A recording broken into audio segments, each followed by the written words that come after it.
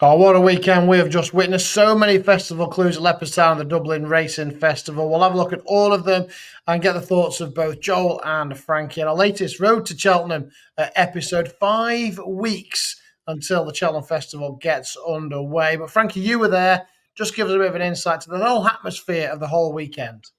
It was fantastic, Matt. I think when Galopin Des Champs won, it was probably up there with one of the best atmospheres I've felt on a race course, maybe behind Constitution Hill when he won his champion hurdle. But we know that he's my favourite.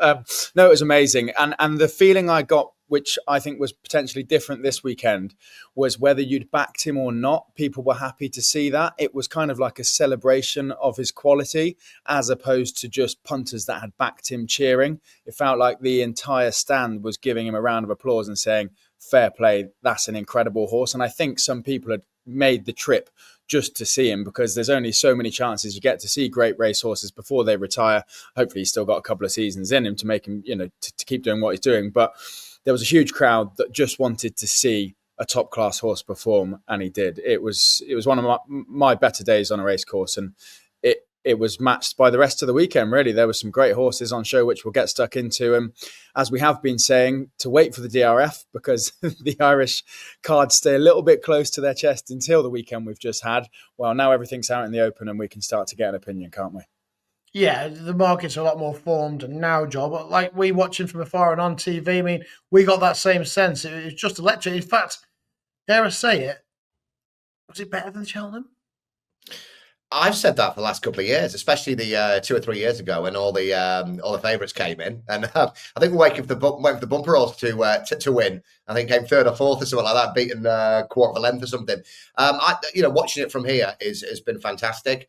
I'd have loved to have been there. Unfortunately, I went to go and see Blackpool versus Charlton with the lad, so I spent the weekend in Blackpool getting blown around.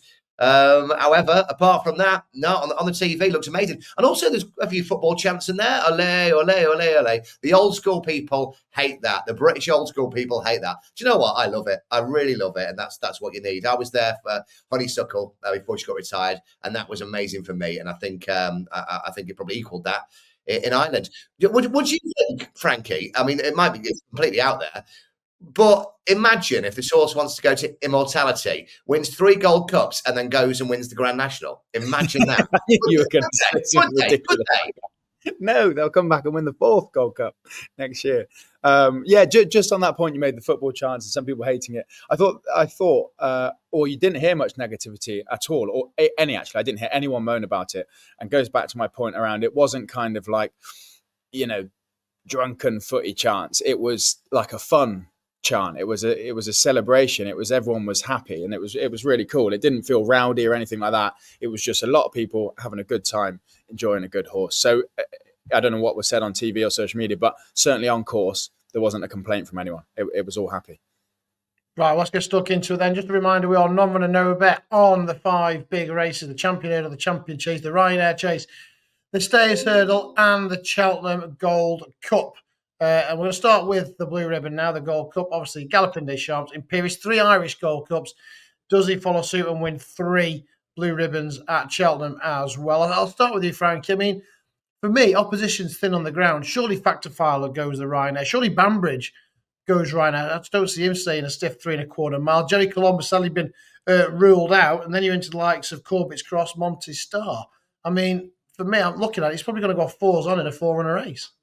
Yeah, I really struggle to see him not win another Gold Cup. I mean, he will if he performs like he did and everything goes well. And the thing that makes him so rock solid, I know that he's as short as he can be for a race like the Gold Cup, but there's not really any chinks in his armour, is he? He can settle or he can go forward. He's so brilliant at jumping. He stays. He's tough. There was 4 horses in the race coming down to the last. And for a moment, you thought there could be a race on here, and he pulled out even more. We don't really even know where the absolute bottom of him is. He gets tested and he delivers, but he hasn't been in a proper battle. So I struggle to see him beat. I might have a slightly different opinion. I don't know if he is quite scared off the likes of Fact File and Banbridge, just because the runners will be thin and you don't get too many opportunities to go for a Gold Cup. So even if they don't think they can beat him, would they still take their chance to try and run a big play? I don't know. I guess you would rather win a Ryanair than come second in the Gold Cup, but winning a Ryanair is not guaranteed, is it? So I don't know if he's quite scared off everyone, but yes, the short answer is he should win another Gold Cup, and he might come back and do it again another year. Well, there was that talk about Factor Foul maybe going for the Ryanair if he couldn't get close to, and he had every chance, and he's come there to win his race, and he's just outstayed him. And you'd imagine, Joel, that's what's going to happen in the Gold Cup. Again, Banbridge, I know, won a King George with an extra 2.5, an extra quarter of a mile, stiff quarter of a mile as well. I just don't see him staying that. So, again, he's just better than all the others, isn't he? Yeah, I mean, it's probably going to be a Constitution Hill type race, isn't it, by the end of it? What looked a brilliant race on paper a couple of months ago is now just, well, it's going to be a walkover, isn't it? I mean, Factor File, Ryanair, Banbridge will go as long as the ground's not crappy. Jerry Kalama's gone. And then we're down to Corbett's Cross, Monty Star, or is it time to bring back Grey Dawning?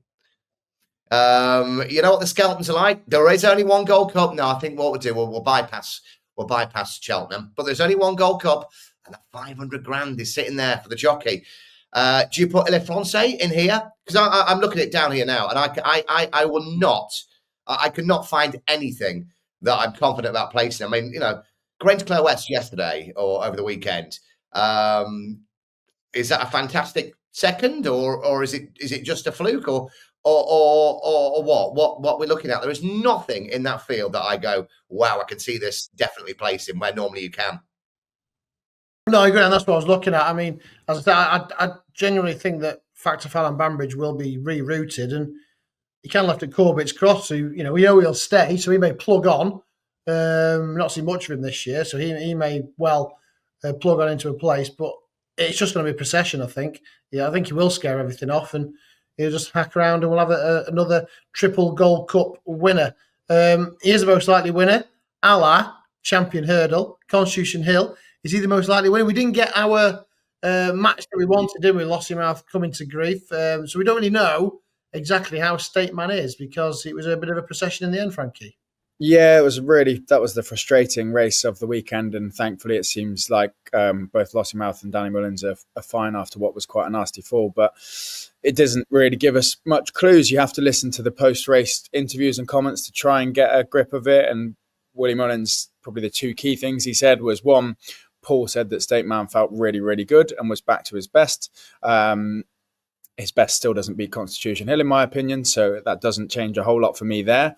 And then regards to Lossiemouth, he said that she has been trained for a champion hurdle in mind, and that is where he thinks she will still go unless Rich has other ideas. So their minds can change between now and then, and, you know, they're not going to come out with anything post-race, are they really? But it was frustrating to see. I don't think it's shaken up many people's opinions. If I had to guess, I think they would probably both go for the champion, and that weighs somewhat on brighter days ahead being more cemented for the mares. And it's a weird one. If you own Lossiemouth, you have a hard race in both, so you might as well go for the champion. Yeah, you do. I'm just thinking, it's not been the ideal prep, has it? I mean, literally, no. She was guns to the wall against Constitution Hill, trying to get grips with him at Kempton, and just couldn't. And then back on soft ground, a heavy fall. You know, it's not great for the confidence going into that. I mean, I know he says it's a harder race, whichever way she goes, but, you know, apart from brighter days ahead, what else? You know, is there going to be anything tougher in the mares? And what's positive? Adamant, aren't they, that she's going champion? I'd say what's positive is that she did go forward, and they did say that after she was a bit slow at Kempton, they would do some work with her at home to get her racing a bit faster, a bit earlier on, and get her used to that. And that was obvious that it had worked. So, you know, you can't. It's frustrating. You know, another furlong, and we might have got some clues because they were going quick, weren't they? And one of them had to get. One jockey had to become a bit more animated at some point, and the fall just happened a little bit too early for us to tell. But she went forward nicely. They were going a good pace. I don't know. That's my guess. I reckon they both go to champion, but Constitution Hill will win. So it's kind of where I'm at with it. Joel? I looked at Willie Mullins afterwards when he was getting the interview, and he's very spiky. I don't think Danny and Paul Tannen were in his good books. And a case of, why did you go so quick? Why did you do this? It was one of those. Because if Lottie Mouth had brought down State Man, imagine Danny Longledge might have a winner, a 40-1 winner. He did get a whack, and I remember Ruby Walsh saying, I mean, how's he not been brought down? You know, he's done really well to stay up, and I think Paul Town was having a look down as well, because I think he probably has got a heck of a whack, and obviously we hope he is okay. He seemed to be pretty sound, but I'm sure they'll be checking him over. I know. I think all I thought of straight away was Nicky Henderson with his 13 glass of wine sitting there. Just which one's fish cakes then? Is it that one? But yeah, I'm with Frankie. I think Constitution Hill, obviously the obvious one to beat. And I think you've just got to look at Lottie Mouth and State Man and go, they will check them over and everything. But one thing I would ask, because I watched the race with Mrs. And she's not massively into horse racing. Do they not have medics, by the way, in Ireland? Because when Danny Mullins fell off that horse, he looked like somebody had put had smashed him right in the meat and two veg in the old bread basket.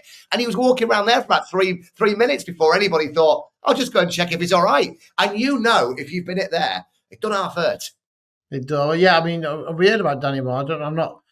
I saw a tweet from Tony Mullins to say he's okay. I think he is. Right, okay. He was holding his arm, wasn't he? So that is great. In fact, yes, he was interviewed that night as well. So, yes, right. That takes us on to the champion chase. I'm going to have to start with Joel. I mean, Gaelic Warrior, what an odd run that was. I mean, it looked like he was going to drop off and get pulled up, and then he looked like he was going to be a good third. All right, he was well beaten in the end, but it was just a very strange run from him. Is it not just the same as last year, where he had a shocker and then bolts up at Cheltenham? I mean, I did say on Friday, we were talking about Lays. I think it was about 8-13 at this point, and one of my favourite horses. But I like him a bit quirky or whatever. I'm going lay all day long, and it went out to about 13-8 and was much bigger elsewhere. And there was absolutely zero effort made on that horse. They can blame the ground, they can blame anything else. Paul Tannen was mustard pretty much all weekend, apart from this race, and I really do think it was embarrassing, really, really embarrassing. And you look at the in-running comments, and it was like, never nearer, and all this, and I don't know how to describe what I saw. I thought that was as blatant can be, but I will be backing Galopin Des Champs to beat John Bon in the champion chase. Galopin Des Champs? Sorry, John Bon. But that'll be next year. What's the point? I mean, it's not as if he's trying to hide his handicap mark. No, I genuinely have no. This is why I have no clue. It's not like you're trying to get down. It's not like Langer down. You're trying to drop off another £6 or whatever it is. I have no idea. And I mean, am I seeing things, or was there no effort made, and there was nothing afterwards to suggest that we've heard a noise or wasn't going on the ground or whatever? My guess would be if he hasn't performed there in the past. I know they weren't extremely optimistic. I spoke to Rich Ritchie on the Saturday morning, and I said to him, Gaelic Warrior is a tricky customer, and he said, yeah, he just doesn't like it around here, and he wasn't very optimistic. I wonder why not, get him to the track, pop him out, and make the call mid race. And if he doesn't feel like the Gaelic Warrior at his best, then there's no need to really chase a race that maybe has already gone from you. But at the same time, all right, he won an Arkle in impressive style. But when horses step up into, open company and they go on in their careers, it doesn't always work out that way. He hasn't exactly been rock solid, has he? He's put in a few flashy performances that have got everyone talking about him. But has he proven himself? I don't know. Not really. There's a few people on the social media at the weekend going, worst Arkle winner in 30 years or whatever it was, and the rating and what have you. But he's always been talked about, hasn't he? 'Cause obviously, the colours he races in, when he came over from France and he was supposed to be the best handicapped horse in the world, and then he got beaten. He's had one of those careers that gets him, then he was pulled up behind Factor File, then he won the way he did at Cheltenham. He's like a bit of a headline horse, which maybe makes you think he's better than he actually is in reality. Nobody sort of bigs him up apart from me. You know, a Rich Ritchie. That's just because he's weird, like you. Yeah, totally, 100%. What about Solness then? They're back-to-back Grade 1s, and he's done it the hard way. Is he a player? Well, He's yeah. He's still not being respected in the market, is he? Even for Cheltenham. Was it? No. I mean, was this stupid jockeys again? Was it a case of it happened once? Did we not respect this horse then? Did we I just not don't think they can go with him, because I think you're damned if you do and damned if you don't with a horse like that. And it is really, I think it's really hard to try and judge that, because if he goes that quick and he gets in a rhythm and your horse can't go with him, you end up looking even more silly when, 3 out, you're knackered. Whereas you've got to try and ride to your own clock. And to be fair, Marine Nationale did come to challenge, and Marine Nationale had 15 lengths to make up on him at one point. So it wasn't as if I don't think Marine Nationale. I don't think they got it wrong. I just think that Solness was too good. I actually thought that he was going to be beat coming towards the last, and then he pulled out a bit more. So it's a pretty good performance. He's tens, isn't it, for the champion chase? Yeah. With a load of horses that might not run. You look at the King George, and Paul Townend was the one who came out after Il Francais.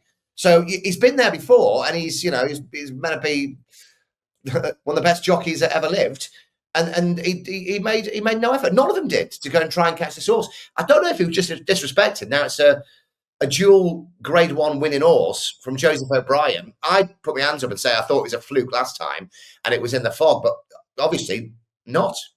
Very fast. I was saying this is a great ride by Sean Flanagan on Marine Nationale coming to the last. I thought he was going to nail him. So it was a good performance.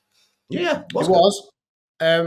I'm going to throw the cat once a pigeon now, because in my thoughts, this is what I think will happen. As I mentioned it, I'm pretty sure the Factor File will go to the Ryanair, and then Noel George has said that if that happens, Il Francais will avoid him.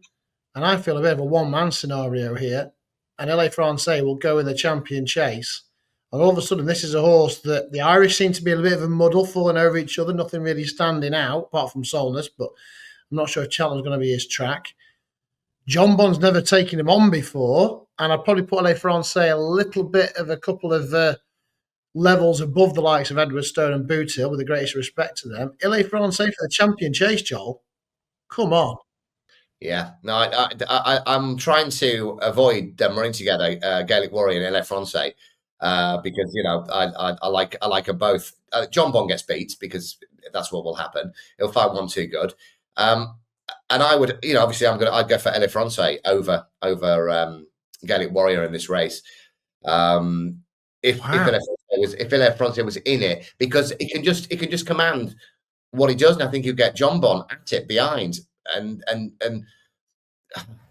if there's a horse to get John Bond out of a rhythm and make a mess of a fence, which he has done at Cheltenham before, it's going to be a horse like Le Francais or Solness, but Le Francais probably more so, just goes one speed, doesn't he? So, well, there's a scary thing, because if Solness and Le Francais take each other on, then you go in, right, who's picking up the pieces? Is that Gaelic Warrior? Is it John Bond? So it all depends on the riding and which horses turn up, which is very obvious. But if just one of them goes, Il Francais to make all, and nothing will get near him, I don't think, in the champion chase. Yeah, I think that's the way that's going to unfold. 5 weeks away, but I think we hear from Noel George. I think he may be leaning that way, because that was the one where he ruled out the Ryanair, hadn't he? He had ruled out the Ryanair, but now he's kind of ruled out the Gold Cup, thinking that's not going to happen. He said if Factor File goes there, then he would actually end up going to the champion chase, and I think that's how it's going to happen. Right. Let's talk about Willie's novices. First one, let's do it in order. I'll do it in the order of, yes. I'll start with Kopek Day Board. Sweated up, didn't want to be saddled, looked to do everything wrong, but his jumping was much better than on debut, and Jesus Christ, did they not see which way he went? He was good, wasn't he? He was very good. And he's already got a bit of form to back him up with that Cowabunga coming out and winning. He was immense. This is the horse that we've been saying would be unleashed. We didn't know which one it was going to be at the DRF, but we knew there would be one. And this seems like that Willie Mullins novice hurdler that is a grade above the rest. Yeah, he was immense. Watching him finish was ridiculous in comparison to the rest of the field. He pulled for the first mile, Joel. Oh, he did, yeah. And I mean, I was watching the Irish feed on the TV. And he was negative in the parade ring, like you said, sweated up, didn't want to know, pulled, thought, well, also last time out, couldn't really jump, looked like two legs were tied together. And are you sure we've got the same horse? Because this was just phenomenal. And I think at one point, there was a look behind, the look between the legs going, hello, anybody want to come and catch me here? But it's all price dependent, isn't it? That performance it is. Well, what I do like. But nobody was going to be on at the fancy prices if you looked at that horse jump last time. 11 to 8, is that a little short?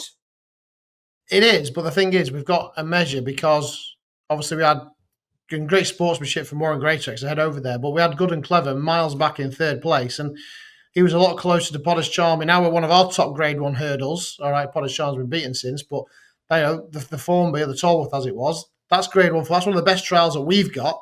And he was a good third in that, and he was beating a street in third here. So, on a level on that kind of form, should he not be odds on? He's got me worried about my Romeo Coolio slip anyway. It's drifting away. But he's not. He's held his price. He's the same price, but he's got a smart horse to contend with. He looked a supreme horse, didn't he? Just like the way that he went about. All 2 miles. Yeah, all 2 miles. So you're still against then, Joel, on price grounds? Just on price grounds, I thought it was absolutely phenomenal at the weekend. Really, really good. But I think 11 to 8. It's not going to be a lot shorter on the day, is it? You're saying maybe odds on, but I wouldn't be putting it in a single either. I'd be looking for something elsewhere. Yeah, all the buckets will be out to get the first 5 in, won't they? Get it beat? Yeah, it'll be a bigger price. What about Madgeborough?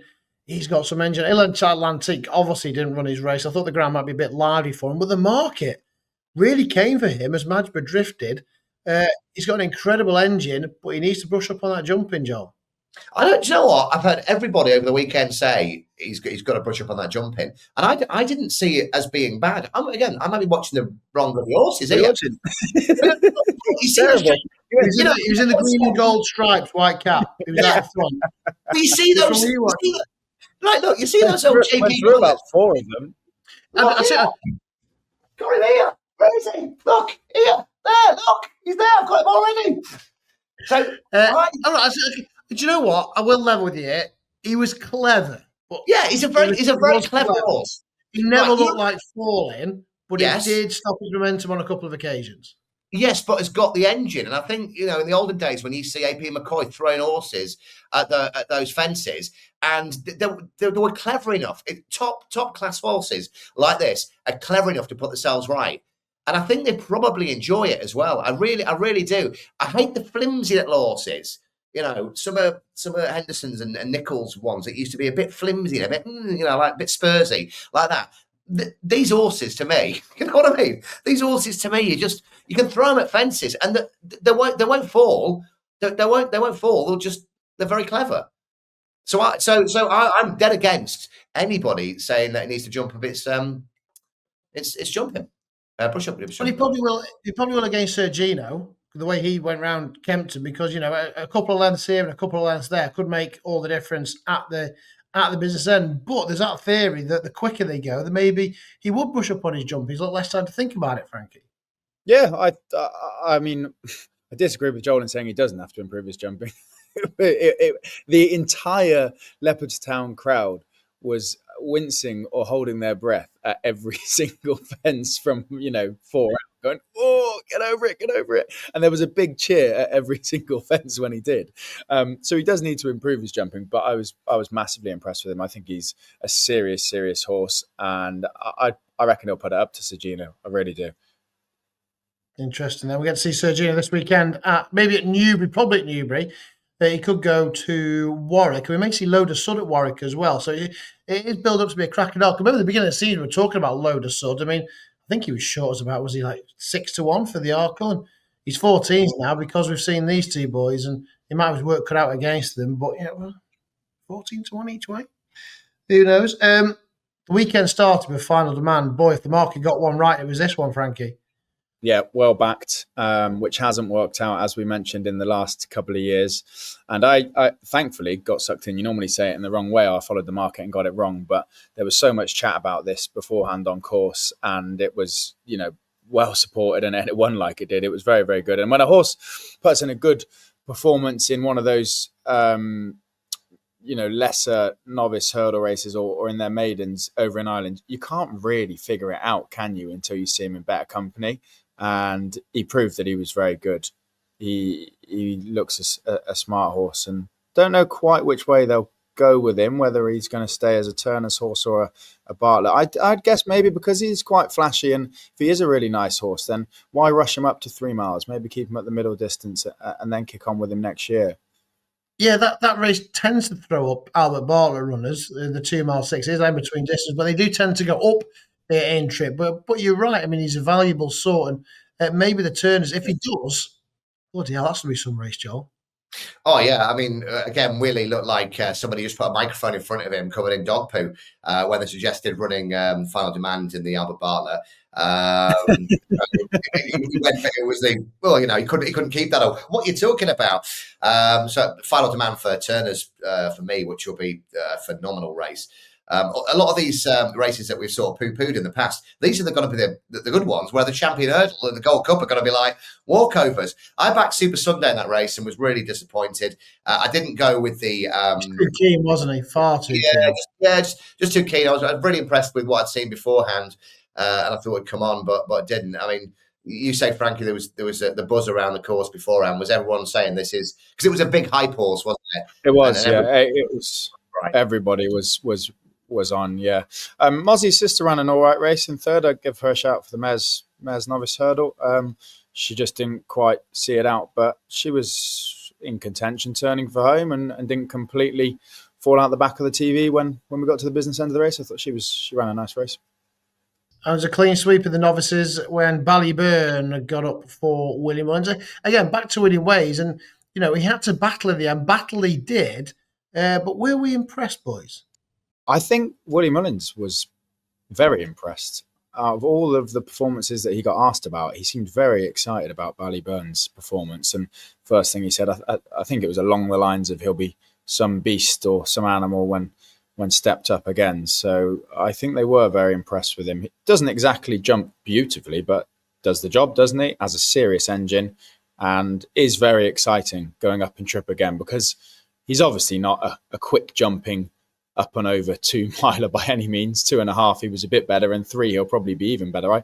I reckon he could go the same sort of pace and finish just as strongly over 3 as he did what we saw over 2.5 was it at the weekend. Cropox solid. Yeah. There's no superstar, Joel. I was impressed with the winner, but I made the note of Croke Park. I think it's a very underappreciated horse. We know what the level is, and racy people are a bit like, a bit like you said, solid. What's the price? What's the prices between Croke Park and Ballyburn? Yeah, let me have a look. Yeah, I'll get it. That's right. Talk amongst yourselves. Yeah, no, because Croke Park was more at it. Ran a great race. Yeah, it was, wasn't it? Yeah, it was at it, and I was impressed. And it would be looking at the prices. Ballyburn I was impressed with as well, because you say looked like at one point was going to get beat, and then and just stayed on again. But yeah, Croke Park. What price are you giving me, Matthew? Hang on, it's scrolling further and further down here. So I think I'm getting no, it crashed on me. 10-1. So 7-4 Ballyburn, 10-1 Croke Park. Tempted, maybe. Well, yeah, 2-1 a place each way. I mean, just look at this: Ballyburn, Dancing City, Lecky Watson, Quida Bourbon, Impere Pass, Il Atlante. I was probably not going to go. There's a Willie Mullins benefit. Just as you switch to that, see, obviously Handstands we think is going to Aintree, Ben Paul has kind of said, hasn't he? So Django Bay, does he go? No. Okay. Again, didn't love it. Did both of you watch that race in full? Yeah. Do you No, think... I watched the last. Okay. And beyond. Do you think Django Bay should have won that race? I mean, we put up the Nichols horse, so it didn't I'll give him a matter. shout for Hanston, so I was happy. Yeah. You were happy. He puts on the final. What do you think? The way that this horse is going to stay and whatever. Would you not ride it and go, right, go on, off we go then? Here we go. Yeah. That was. I'm not sure if Nick was ever that happy. I think there was a couple of places where he did niggle, certainly at the back of the railway fences, and I think over the pond fence, and he was coming under pressure, but well, not under pressure, but he was having just to niggle him along. So I don't know whether he needs further or what. I don't know. That's twice he's been beaten by handstands now. So Yeah, and Frank got handstands, but hasn't got an entry for Cheltenham, and we're quite adamant that it was going to. I mean, I mentioned that a couple of weeks ago, and I remember you, Frankie, saying that it was going to Aintree, and there was no difference at the weekend. There was no, well, we're looking at plans now because we've lost Harry's other horse, Jukebox Man, for the season. So, yeah. one thing I want to touch on is the trying third. Obviously, we've had Lula Lambert. We're all really impressed with East India Dock. Hello Neighbour threw his hat into the ring for Gavin Cromwell. 5-1 third favourite now, the shortest priced Irish challenger. Unbeaten in 4, 2 on the flat, 2 over hurdles. What do we make of him? I really liked it this weekend. Stuck the hood on. Really, really liked it. I thought this could have been a bet, but then you look at the 2 above him in the market, and you're going, well, here we go. I was very, very impressed at the weekend. Very, very impressed. Look good. What do you think, Frankie? He's got a stern look in his face, so I'm guessing not. No, I think it was good. The form somewhat held up from Lady Vega Allen, who finished behind him last time. As I said, when we have a look at the Triumph market a couple of weeks ago, Gavin Cromwell hasn't been shy about saying that he thinks he's a Grade 1 horse, which bodes well for a man that doesn't say too much and is very good at placing horses and getting them to win races. He's had a great weekend, and he obviously had the winner of the first Where I Am at Punchestown in Vanillier. So his comments alone makes him in with a shout. And having said that, with the form holding up, the right horses being in the frame, it shows that it was probably quite a strong race. And Rich Ritchie reckons that Saint Lucie was his best chance of the weekend when he had some nice horses to put out. So they obviously think that she's pretty good. So the form's good. I want East India Dock to win still. Yeah, me too. That's when I watched the performance and thought this is really good. Watched it back a couple of times, thought this is really, really good. And then you go and watch East India Dock, and you just go, "Wow!" So, and then of course there's the Hendo horse, which is which I believe we're going to see in Kempton a couple of weeks in the Adonis, aren't we? You've mentioned it, Frankie. You're at Punchestown. He's just won the cross country. We know he stays. He's been second in national. He's 9-1 for the Cheltenham version. Gavin Cromwell probably looking like he's going that way before heading back to the national. And obviously, he clearly likes the discipline. 18-length victory. Yeah, that's the key thing, isn't it? When you see a horse switch to a cross-country race, whether they enjoy it or not, whether their talent crosses over, and it clearly has. And it would just mention Gavin Cromwell being brilliant at placing horses. It would be a nice bit of season mapping, wouldn't it, to come and have a look round here at Punchestown, then go and win like he does en route to the festival now is obviously an option, and then back to the national. So it looks like he's got quite an exciting back end of the season lined up. Certainly could have. Yeah, he was very impressive in that. So yeah, could be cross-country round 9-1 for that, and then maybe on to the national itself. Right, anything else that stood out for you? I know there's a few handicaps. There's Musselburgh as well. Anything else that really stood out to you wanted to mention? Yes. A horse called Monbeg Park yesterday finished third in one of the handicaps. And that's just pointed me in the direction of Gorgeous Tom. The fact that it's going to sound a bit convoluted form, but I backed Monbeg Park yesterday because he'd been finishing behind a horse called Gorgeous Tom, who hasn't been far behind Croke Park, who we were just talking about. Anyway, all this form seems to be leading towards Monbeg Park being quite a decent horse. He's a big price for the Brown Advisory, and there have been a couple of comments as to him going there, but you never know what mark the English handicapper might give him, and that new 2.5 mile handicap chase could be right up his street. So it's a bit of a waiting game with him, but he's one just to keep on your radar. Maybe a Brown Advisory horse. Maybe if he's not absolutely crucified at the weights, that 2.5 mile handicap chase at the festival could be perfect for him. So that's Monbeg Park, trained by Henry de Bromhead. Yeah, I mean, I backed yesterday exactly. Sorry, not Monbeg Park. Gorgeous Tom, trained by Henry de Bromhead. I'm talking about.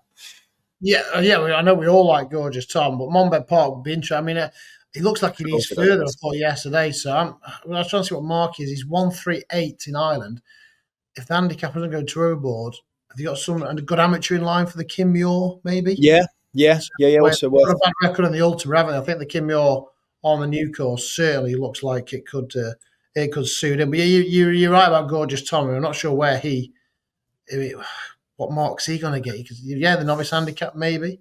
And then the other, which we spoke about on the road to Cheltenham, but Etalon obviously didn't win. But if his mark hangs around the same, could he have a crack at one of those festival handicaps? I think that's where they'll go with him. They won the Ultimate last year, didn't they, with Unexpected Party off? I think 133. So, bottom end of the weights.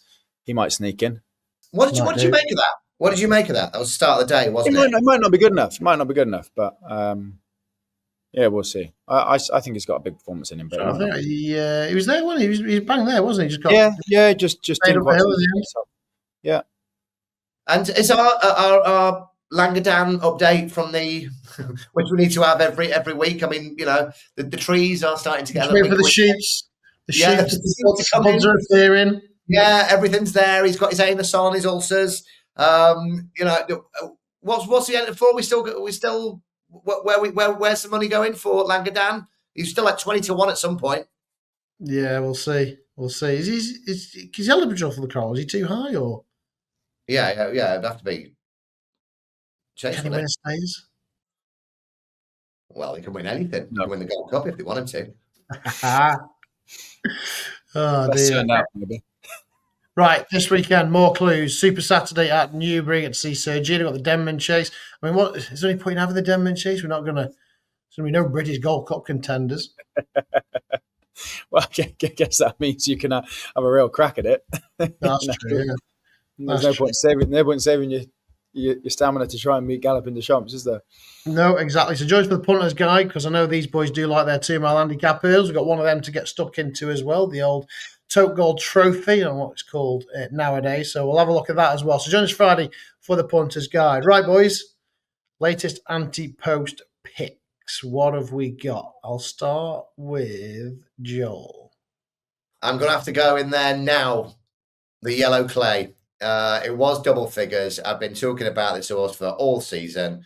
Won its last 5. Before that was beaten by Redemption Day. The Yellow Clay. People say, it's ground dependent. Just got better and better and better. I'm going Yellow Clay, Albert Bartlett. Frankie? Probably going to think I'm mad here, but... Galopin Des Champs? No. We get to see Sergino this weekend, and let's just say he's not as flashy as he has been. Madgeborough may just tighten up, and I really fancy him to put it up to Sergino in Cheltenham. So I don't want Sergino to put in a bad performance, but you never know.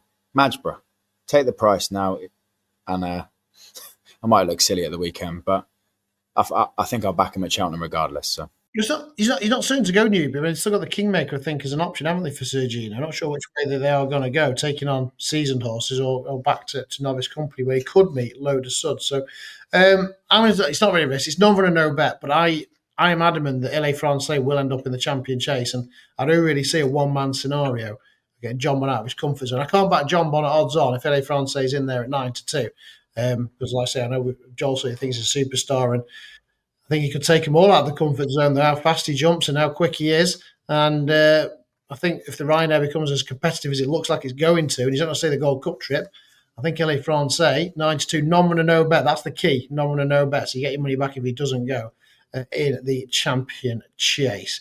Right, boys. I like both of yours this week. Madgeborough, which I was trying to defend earlier, like it was my little dog or my daughter or something like that, earlier on today about his jumping. I really like that, and I really love LA Francais. So, hey, there's your treble. There's your ante-post treble. Ante-post treble for this week. Yes, more to come next week. Reflect on Newbury. It was a great weekend at the Dublin Racing Festival. Really jealous of Frankie. He sampled it all, and he's still sampling plenty more at Punches Town. But he'll be back. I assume you're back in Blighty on Friday. I certainly am. Wow, that makes a change. He's always Might come and see you. there. Yeah. Judith Chalmers. Right, join us Friday. We'll get our best bets for the weekend, and of course, the next Monday we'll dissect it all in the road to Cheltenham. We'll see you for the Punter's Guide this Friday.